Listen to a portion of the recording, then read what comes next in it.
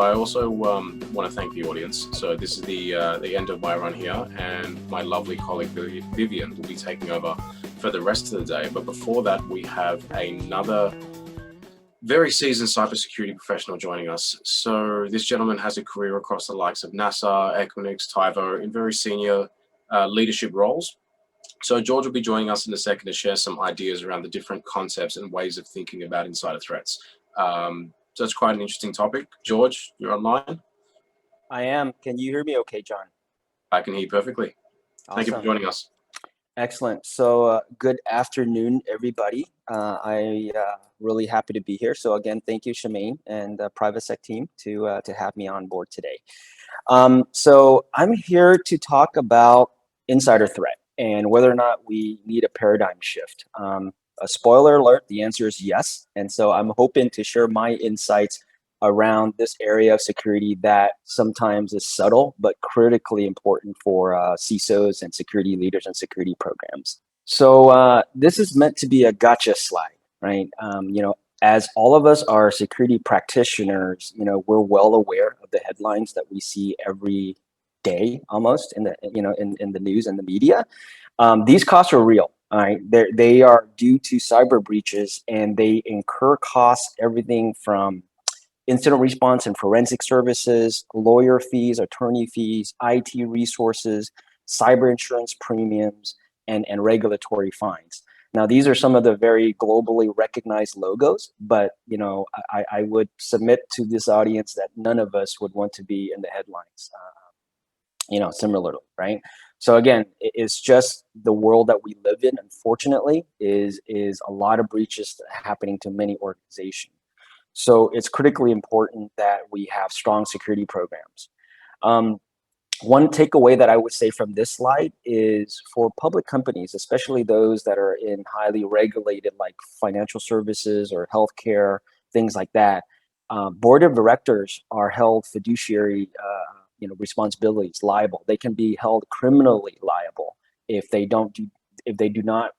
lack the diligence as evaluated by the authorities without watching out for cyber risks within their organization. So many board members that I talk to, they rank cybersecurity as the number 1 or 2 topic that they talk about at board meetings. So very important. Next slide, please.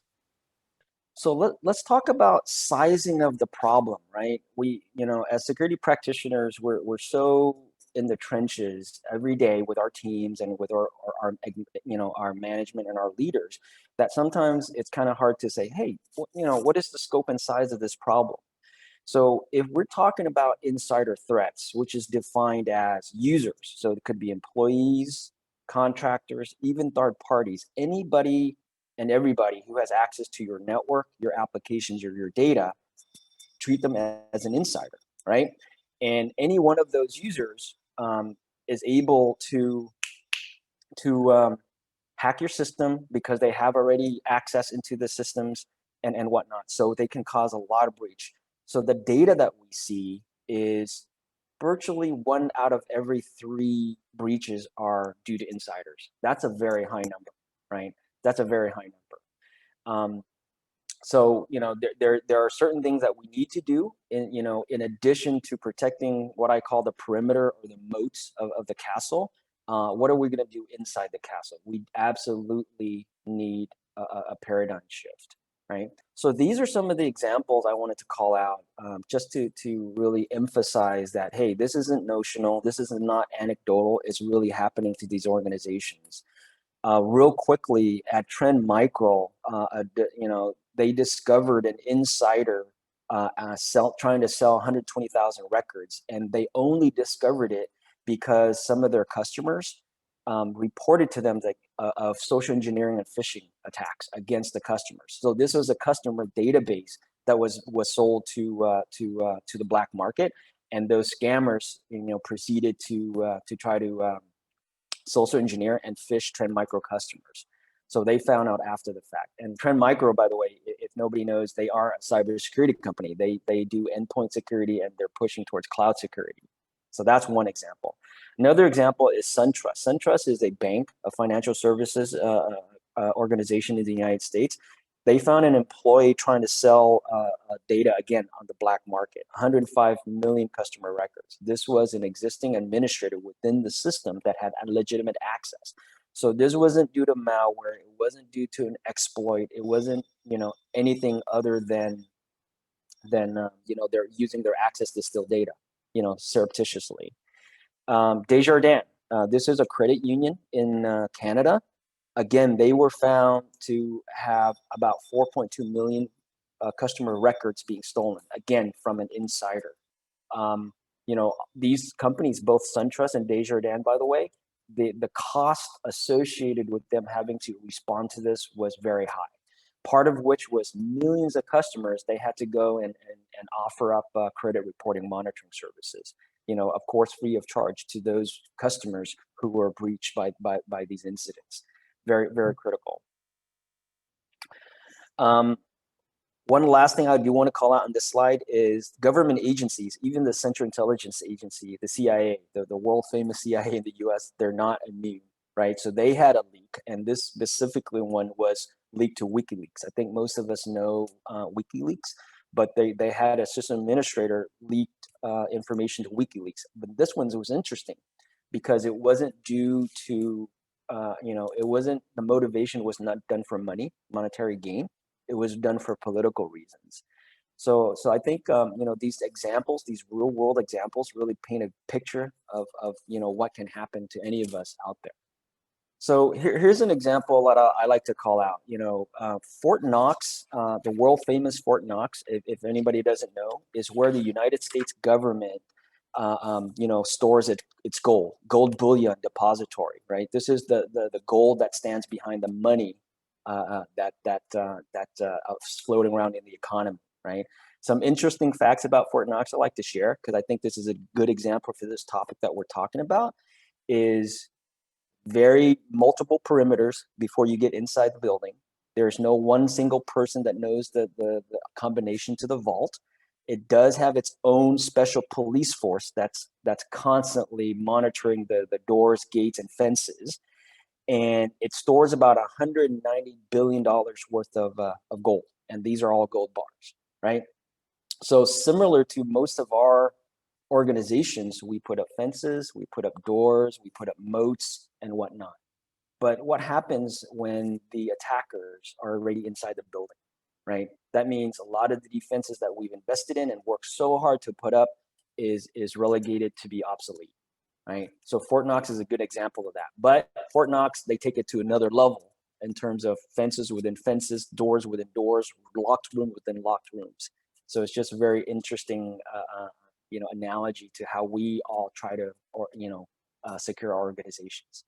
So what do, right? So like I talked about, the new paradigm, and this is what I'm doing at my organization, is we have to come to the realization that our traditional security perimeters are obsolete. Firewalls, intrusion detection systems, intrusion prevention systems, even endpoint systems are negligible in terms of how do we defend against these type of breaches. For me, at least how I'm looking at things going forward around this, is the users and applications themselves, whether or not it's an on-premise app or a cloud app, that's the new perimeter. That's where we need to draw the line, because that's where the security defensive measures would move the needle the most, right? Again, impact is significantly higher for insider breaches, as we all know, because your intrusion detection system isn't going to pick up a breach if a user just logs into a system, right? Because they didn't trip any signature. Your firewall is obsolete because the users are already inside the network and have access to the system. So you really need to start aligning, making the assumption that you may or may not have rogue users in your environment, and what are your defensive measures to address detection and mitigation of those rogue users, right? Lastly, I would say this new paradigm will force the thinking around how do you align security investments accordingly, assuming that the rogue user or an insider is already inside your environment. One of the things that we're starting to do at my organization is we're starting to employ zero trust model, right? as security practitioners, I would say most, if not all of us, have been practicing a layered security approach. You have fences within fences, moats within moats, but now apply that to the users and the devices as well, which is a zero trust model, right? And then overlay that with new technologies, including data loss prevention and user behavior analysis. So now we're not talking about, hey, a malware that's tripping a signature on an endpoint or firewall intrusion detection system. We're talking about users behaving, with anomalies. This is not normal for me as a user and how I work every day. Those are the signals that we need to start looking for, and those are the ones that I think are new to a lot of organizations, or are critically important on how we identify these threats, especially around insider threats. So, if you double click on this, and I apologize, this is a little bit of a wordy slide, but I kind of wanted to just, summarize 4 main data points, 4 takeaways on what I recommend in terms of best practices to address insider threat. Number 1, data security and privacy policy, right? It starts with policy. Make sure you have a policy and work with your business units to map out what users should have access to what. It sounds so simple, but a lot of us are behind on this, and so we can definitely have room to catch up, right? And easier said than done, but segment sensitive data. Where data lives and where data is accessed is critically important, right? The euphemism of you can't protect what you don't know. Number 2, this is age old. This isn't new. This has been around forever in terms of security, is access controls and privilege access management. I think we talked a lot about this today on some of the other panels, but my point is double down on these things, right? You should have a single source of truth for all of your users. They should be slotted in the user groups, with least privileges, meaning they only have access to the system and data that they need to for their job and no more. There's traceability, meaning we're logging all transactions, all logins, all actions, so that we understand how transactions and data is moving around in our environment.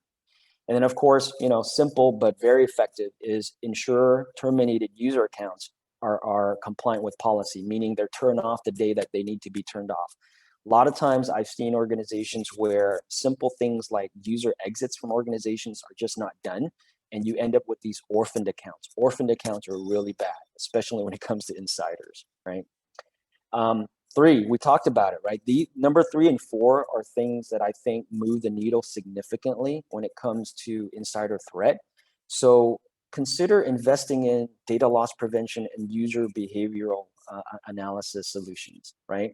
Again, these are the technologies in security that looks for out of pattern usage, heuristics. It focuses on transactions and data movement.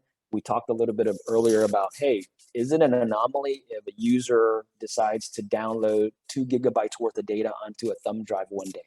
And the last 3 years, they've never done that before. That's an anomaly. That's something that's worth checking out, right? And then finally, zero trust. Zero trust is one of those things it's hard because there's multiple components in order to do it right. And it has a wide and broad definition, I know, but I would say consider zero trust in your environment, because I think this is critical, right? Zero trust really comes down to 2 things, right? It does not trust the user, and it does not trust the device. So it forces that you put in control so that anytime a user or a device accesses an application and data, there's authentication, strong authentication and authorization behind it. So that's the conclusion of my presentation. I hope it helps give some ideas and thoughts to some of you around addressing the insider threat. I'll take any questions if there's any. There are a few questions, but we are just getting into gear for the next speaker. Do you mind if we take these offline as well? It seems like the current. Yes, no problem. Similar to Diana, I'm open. I'm more than happy to share this deck and continue the conversation. So absolutely, no problem. Brilliant. That was one of them. So great. Thank you very much. That was really insightful. And thank you for everybody listening and joining us. So we're going to take a very short break and then go to our next speaker. Thanks, George. Thank you.